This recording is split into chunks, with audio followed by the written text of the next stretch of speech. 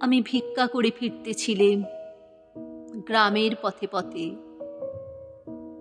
তুমি তখন চলেছিলে তোমার স্বর্ণরথে।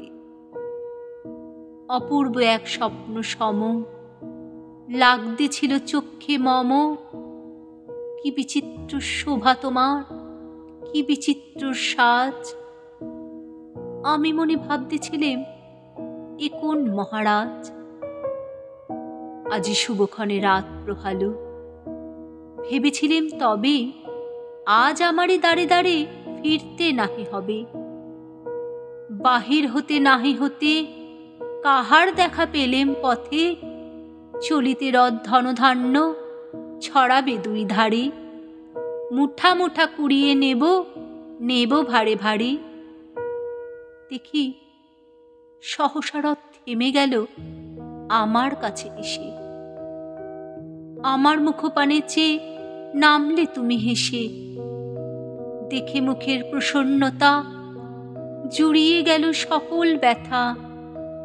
হেনকালে কিসের লাগি তুমি অকস্মাৎ আমায় কিছু দাও গো বলে বাড়িয়ে দিলে হাত। মুড়ি একই কথা রাজাধিরাজ, আমায় দাও গো কিছু। শুনে ক্ষণকালের তরে রইনু মাথা নিচু। তোমার কি বা অভাব আছে ভিখারি ভিক্ষুকের কাছে? এ কেবল কৌতুকের বসে আমায় প্রবঞ্চনা। ঝুলি হতে দিলেম তুলে একটি ছোট কণা। যবে পাত্রখানে ঘরে এনে উজাড় করি, এ কি ভিক্ষা মাঝে একটি ছোট সোনার কণা দেখি।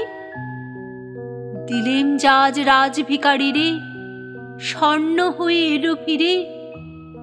তখন কাঁদে চোখের জলে দুটি নয়ন ভরে। তোমায় কেন দিইনি আমার সকল শূন্য করে।